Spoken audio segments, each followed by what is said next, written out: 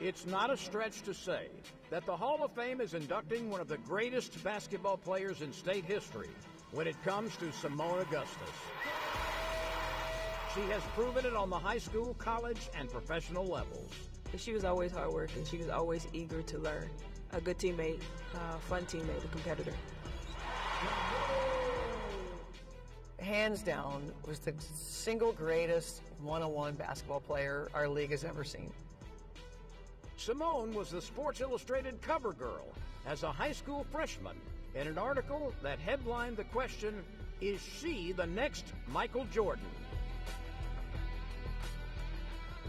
You know, the very first time I ever saw Seimone in person wasn't on a basketball court. It was Thanksgiving, and it was down at the Riverside Centroplex, and she was there serving food to the less fortunate. I just remember sitting there and looking at her. There's the number one high school player in the United States of America, and she's spending Thanksgiving trying to make others feel better. Augustus won 138 games at Capitol High in Baton Rouge, 2 state championships, and 2 Miss Basketball honors. I remember recruiting her when I was at Louisiana Tech. When you watched her play, I don't know that there was anything she couldn't do. Her announcement that she was going to play her college basketball at LSU brought instant recognition to the basketball program and would help start a 5-year run of NCAA Final Fours, 114 victories, and twice a sweep of National Player of the Year awards. We challenged her a lot when she first got on campus. She was a phenomenal talent, and she wanted to make sure that she not only played the game well, but that she played well in front of a home crowd. There were so much expectations that came with being the nation's number one player, and for her to transform our program. You know, when you see all these great things that are happening now because of Angel Reese and Caitlin Clark, it started with Seimone. Link select Seimone Augustus from LSU. Augustus was the number 1 pick in the 2006 draft, earning Rookie of the Year honors and eventually leading the Minnesota Lynx to 4 championships. She had this way about her that you never took it too serious, and that's a form of leadership. We knew what we needed to get done, but it didn't need to be all like squeezing and pressing.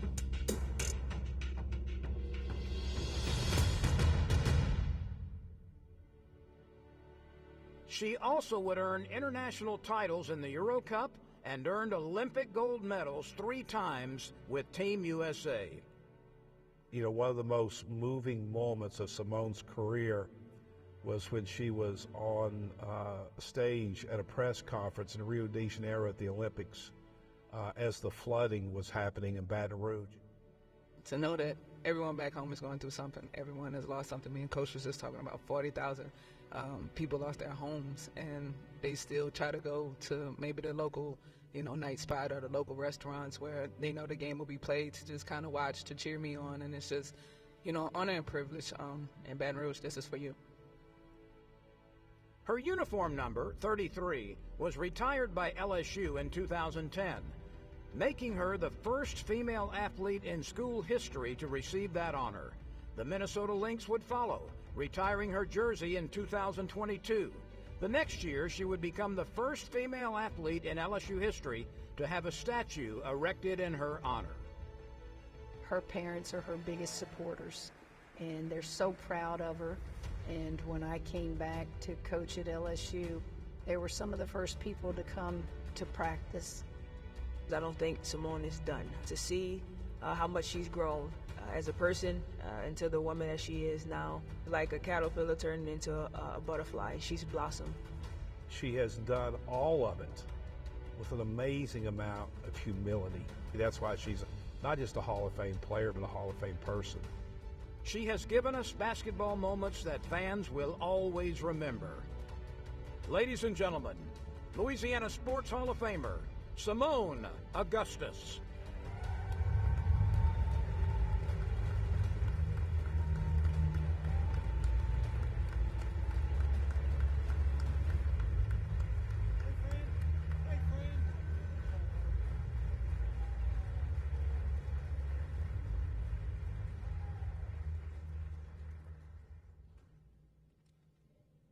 said earlier, if you don't mind, a personal note I've said to Coach Monica, I had two personal relationships.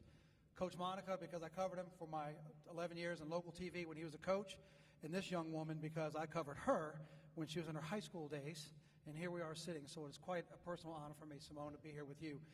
Congratulations. As we saw in the video, the college basketball world was really yours for the taking. I know you had offers everywhere. You wound up staying 5 miles from home, though. What was it about LSU, and what did they do to make you go from Capital and being a Lion to being a Tiger right down the street? I think it was a lot of factors. Obviously, during that time, Connecticut and Tennessee had a chokehold on the recruiting game, and most of my peers figured if going to one of those schools was going to help them get to the next level. So a lot of them just, even when the letter came into the mail, they was like, I'm committing. And I was just like, you're not going to take a visit? You're not going to go see what's going on, meet your teammates or anything? And they said, no. And I beg to differ. I was never a trend follower. I was more a trend setter. And so I wanted to go through my process thoroughly and make sure that I checked every box. And so when I started to think about the possibility of staying home after watching the young ladies that were playing or the young women that were playing at the time, I saw that they were competing with some of the nation's best teams or top teams. And I'm like, well, 1 or 2 players here or there, what could happen? But the thing is, it takes an unwavering belief in self to do so. And people thought I was crazy for even thinking about not going to Tennessee or Connecticut at that moment. But it took years. I mean, the recruiters, Coach Starkey, Coach Chapman, Coach Gunner, they were sending me handwritten letters from 8 or 9 years old, and it was detailed to me. I went through every recruiting letter, and some you can tell was very authentic, and some you could take my name off and put someone else's name on it and it'll still have the same meaning or the same thing to it. And so I think it was that authenticity that LSU brought, and the fact that it was in my backyard, and the possibility of building something that had never been built before. I can either be one of many greats or I could be the great. And that was just my thought process. You know, if you're not taking something away from listening to her and listening to Coach Ellis tonight and the other people that we've had on the stage, you got to get checked. Seriously. I mean, how great is the wisdom that they're sharing with us tonight from their career? The magazine asks, are you the next Michael Jordan? And you're in a city where you well know, and I covered Coach Gunner, God bless her, from the start of my career with her. You know this was a program that was in turmoil, and Coach Gunner was feeling the pressure. They had to turn things around. They started recruiting some JUCOs, and then, of course, they want to go get Seimone. How did you, at such a young age, handle that pressure knowing that you were the key that LSU needed, because you don't go there, and who knows where this program eventually develops into? Well, I don't know if I was the key. I just felt like I can be a part of something special because I saw it brewing. If you pay attention to things, you can see so many different details and so many special things that's kind of aligning. And if I put myself there, I was like, I think it'll work. But I think that, you know, just having Coach Gunner, who was like a motherly figure to all of us, basically helped with that transition, being able to go to her whenever we needed to, having someone like Coach Starkey there that helped really expand my game when we think about just breaking down video, me not being a very good defender and him showing me how to defend as well, being there for my teammates, things like that. So I think just the possibility of being able to open up my mind and open up my game is what really drew me into the opportunity to go to LSU and really build something. I believe it might have been the press conference when you were getting your statue that Bob was with you, Bob Starkey, of course, assistant coach at LSU, and he had talked about how your work ethic changed the way they had to do practice because they had never coached somebody like you, so you were affecting the way they were learning to coach. Where did that work ethic come from, and how did it help you, not only through LSU, but eventually multiple gold medals in the Olympics and then your outstanding career in the WNBA? It was almost like Coach Joseph. No one was going to outwork me. I wanted to be the best, and that was it. You know, the question that was asked to me when I got started with basketball, do you want to be good? Do you want to be great? And that's what I strive for every day. And it was also a quote that I went by. It said, once a task has begun, never leave it until it's done. Be the task great or small. Do it well or not at all. And so every day I strive to do that. as well as I could, but I had a shining example from many different people in this room, but especially my parents. They worked extremely hard every day to just provide for me and make sure that I had. And so seeing that within my household, I was driven because I seen two people working so hard for me. Why not work extremely hard to provide them with something to be proud of? When you retired from the when you retired from the WNBA, I know you talked about and reflected with Sue, and you said you know that Sue would be looking down on you. What would you want to say to Sue tonight, and what do you think Sue would say to you? I think she would say you did it. Coach Gunner, she saved my Olympic career. I remember going in my earlier days, and I got cut a couple of times off the team. And so after the second time that I got cut, I remember Coach Gunner, she used to have this golf cart, and she would pull up to the PMAC door to go to the dungeon, which was then our practice facility. But anytime that she would pull up to the locker room door, someone was in trouble. So this particular day, she pulled up to the locker room door, and the manager came in, and she was like, Money, Coach wants you. And everybody was like, oh, you in trouble. And I'm like, no, trying to figure out. I'm like, went to class, I did this. But anyway, I go to the golf cart, and she's sitting there, and she's talking to me about my disappointment with not making the U.S. team. And she was like, I know you didn't make it, and I know you're kind of discouraged. But try it again. I think you'll make it this time because you're primed, you're ready to go. And she was like, you just never know what that would do for your career. And so I did. I went back on the strength of Coach Gunner, and I ended up making the team and made 3 Olympic gold medal teams on the strength of her. And so I would say that she really helped me build my career and my resume just from being that type of coach that's like, you can do whatever you set your mind to, and just pushing me along the way. I hope I've made her extremely proud. I think I did.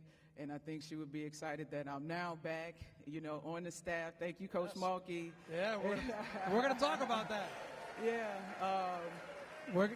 I don't know if I could get in that crouching position that Coach Gunner used to do. My knees ain't the same, but, I'll be able to sit in a chair like this and cross my legs. Well, you want to do a tribute. Kim gets in the squat, and then she slaps her hands. You need the heels so you can do the Sue kick on the floor. The heels? There's indentions on the bench, when Sue would get up. Wait, we're going to stop you at the heels.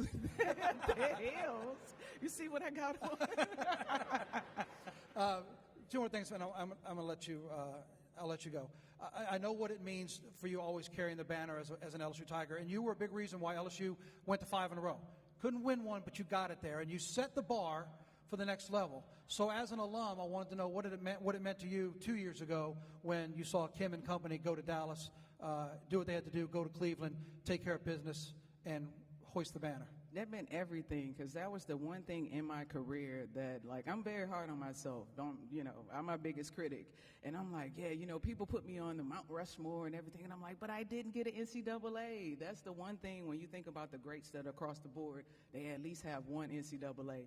And I didn't know if I would see it in my lifetime, but I'm thankful that Coach Mulkey came along, and obviously everything aligned for her team and her staff to be able to make the run that they did in 23, and that I was there to witness it. Thank you to Coach Starkey for the tickets. But it was just a beautiful journey, and to see everything come together. They played their best basketball at the right time, and it was just beautiful to finally see a banner being hung in the PMAC. And it's just like a release for all of us that have put so much time, effort, and sweat into the game, for the Tigers to see that come home.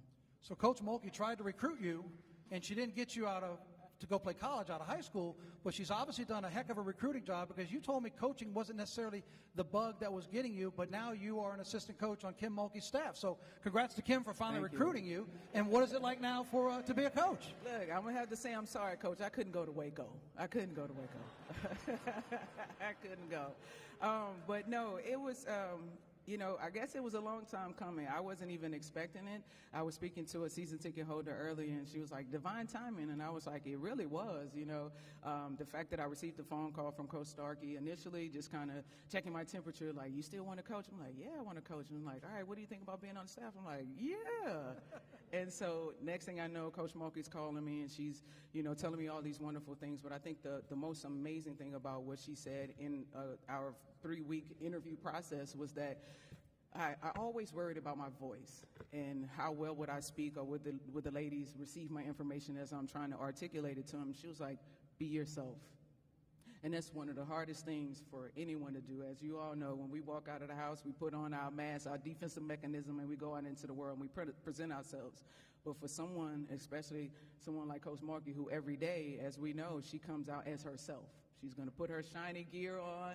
She's going to talk her talk. She's going to do her thing. For her to be able to allow me to come to her staff and just observe, but also gain a lot of knowledge and wisdom throughout my early coaching journey is going to be amazing, just to kind of see how I unfold and become myself. Well, if you saw the social media video, it all started when Kim Mulkey was on the cell phone on her desk, and she called Seimone to tell her she's getting a statue at LSU. Great video, great moment to be shared, because Kim was one of the big voices behind that. In the last year, this young woman has a statue at LSU. She was inducted early this year into the LSU Alumni Hall of Fame. I was honored to do your video for that.